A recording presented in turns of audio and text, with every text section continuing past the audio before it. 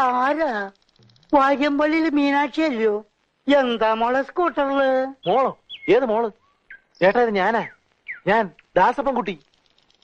ഓ, നീയാണോ? ചേട്ടൻ അറിഞ്ഞു?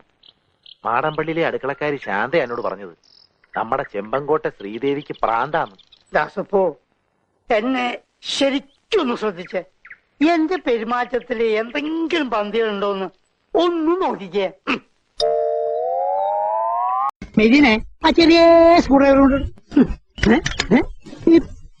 ശരിയായി തരാ.